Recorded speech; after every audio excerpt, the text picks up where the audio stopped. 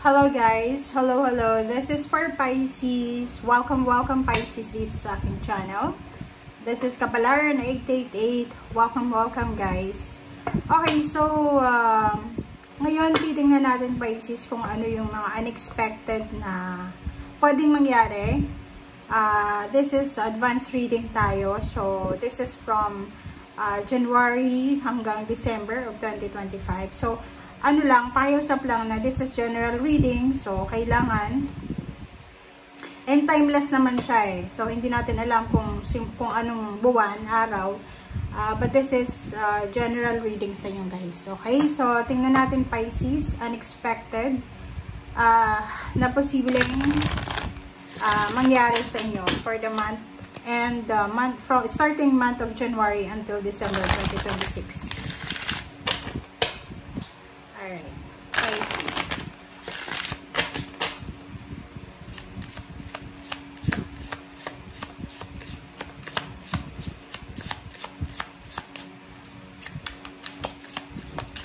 Okay, this is for Pisces. Guys, please connect your intuition sa lahat ng baraha na pwedeng lumabas dito. And please like and share, subscribe. Pakipress ang notification bell button para updated po kayo sa mga videos na a-uploadin ko. Okay? Tama ba? Tagalog ko.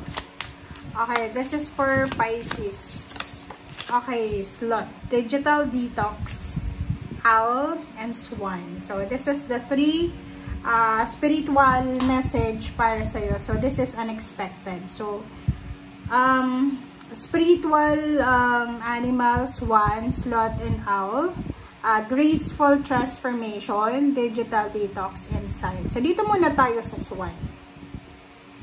Etong swan na to, yung sinasabi niya sa'yo, Pisces, ay isang pagbabago na posibleng darating sa buhay mo sa taong 2026 na napaka-smooth lang, 'di ba? Yung parang hindi mo napapansin, magbabago pala ang lahat sa buhay mo. So, maybe unexpected na relationship, unexpected friendship, unexpected na acquaintance, or mga collaboration and partnership siya. So, pwedeng makahanap ka ng love life, ng mabait at responsableng asawa, boyfriend, girlfriend, or kung ano man siya. So, sinasabi ng swan card na to na yung magbabago sa buhay mo ngayong 2026 ay hindi mo masyadong mapapansin. Kumbaga, smooth lang siya, graceful. Yung parang flow lang ng water na kalmado. So, isang napakakalmadong pagbabago, pagsisimula, growth, transformation ang posibleng mangyari sa buhay mo, Pisces, sa taong 2026. Second card natin is digital detox. Okay, so ngayong 2026, if ever lang masyado ka bang abala or masyado ka bang preoccupied sa mga social media? Mahilig kang mag-browse, mahilig kang mag-research, or siguro hindi ka makatulog sa gabi kasi oras na ng pagtulog, nagbabrowse ka pa sa internet or sa mga social media. So, digital, any types, cellphone, computer, mga, lahat ng klase na digital. Okay? Nakikita ko sa'yo kung yung iba mahilig sa relo, mahilig sa mga weighing scale, or ano man na klase ng digital, or basta mayroon na new technology na posibleng babawas-bawasan mo sa 2026. So, sinasabi ng barahan na kailangan mong mag-recharge, kailangan mong mag-reset. So, siguro yung iba, for the past few years, palaging updated yung mga cellphone nyo. But 2026, nakikita ko sa'yo dito na posibleng lalaylo ka muna sa kung ano man iyan na dating ginagawa mo. Lalo na kung tungkol ito sa media, digital. And owl sight, so sinasabi ng baraha sa'yo, unexpected din na posibleng mangyari. Hindi lang digital detox, hindi lang sobra-sobrang paggamit ng new technology, ang gagawin mo ay parang maglalagay ka ng limit, 'di ba? Ito 5 hours lang per day. At the same time, emotion din. So, halimbawa, for several years or several na dekada ka na masyado kang emotional Pisces, which is hindi naman natin pwedeng sisihin kasi pag Pisces ka, Pisces, Scorpio, and Cancer, talagang emotional, sensitive kasi water sign. So, but this year of 2026, nakikita ko sa'yo dito na wala ka nang pakialam eh. Yung parang may nabasa ako dyan eh. May nabasa ako na, wait lang, hahanapin ko guys ha. Okay. Wait lang ha. Hahanapin ko. Kasi meron akong nabasa kanina, which is resonated yan sa'yo eh. Na, sinasabi dito na, okay. So, may nabasa ako na, I no longer pour into cups that do not pour into mine, family, friend, or associate. Parang ito siya. So, i-detach mo yung sarili mo, yung emotion mo sa sitwasyon na hindi mo kontrolado. And mag-i-invest ka ng energy mo sa mga bagay na valued ka and reciprocated. Kung halimbawa, ilang beses kang, or ilang dekada, ilang taon ka ng generous, tapos, marami kang sinasacrifice para sa ibang tao, but now 2026 iba na siya, kaya merong smooth, graceful transformation kasi sinasabi na magfo-focus ka muna sa yung relationship, okay? Yung parang poproteksyonan mo yung energy mo, aalagaan mo yung sarili mo, and i-let go mo yung iba without feeling ng guilt, parang ganon. So, eto siya. So, nakikita ko siya dito na pwedeng yung lahat dito makaka-resonate. Kasi, alam naman natin na yung mga Pisces ay masyado silang detached sila sa mga emotion, relationship, parang ganun. So, masyado din silang people pleaser. So, ikaw, kung nanonood ka sa ngayon, isa yun sa unexpected na pwedeng mangyari is the universe will give you the freedom, the opportunity na makaalis na sa sitwasyon, sa relationship na hindi mo na kontrolado. Or sa trabaho. Alright, so,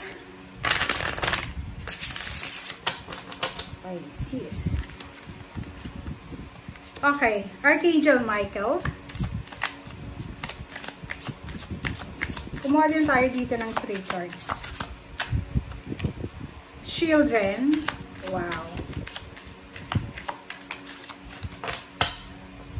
So, ang nakikita ko sa'yo dito, sobrang ang gagawin mo ngayon, lalo na kung ikaw ay parents kayo, or merong mga bata na kailangan ng surveillance or ng protection. Nakikita ko sa'yo dito na nakafocus ka lang Pisces sa anak mo. It's either dalawa yung anak mo, 4, or kung sino man pamangkin, apo, parang ganun. Basta mo yung mga bata. Alright. Freedom. Wow! Archangel Michael. So, maganda to kasi sinasabi sa'yo ni Archangel Michael na ikaw ay unexpected na poproteksyonan niya. 'Di ba? Or parang unexpected siya kasi parang hindi mo naman ini-expect na you are guided, you are protected ng mga angels. And you're lucky kasi si Archangel Michael pa talaga, siya yung magiging protection, guidance mo, counselor mo pa. And sa 2026 ay sobra-sobrang freedom, sobra-sobrang kaligayahan, kapayapaan na posibleng maramdaman mo. So, kaya ito, graceful transformation and freedom. Yung parang mawawala lahat ng mga problema mo na napagdaanan mo sa 2025 or yung mga hindi mo natupad na pangarap sa 2025 ay posibleng matuloy sa 2026. Busy ka din, yung iba busy sa pagta-travel, busy sa pag-i-invest, busy sa pagtatrabaho, busy sa pagtanim ng binhi. So, yun yung nakikita natin sa ngayon. And, you're lucky because yun nga, sabi ko, you are connected, you are guided, you are protected ni Archangel Michael. Alright, so, let's check.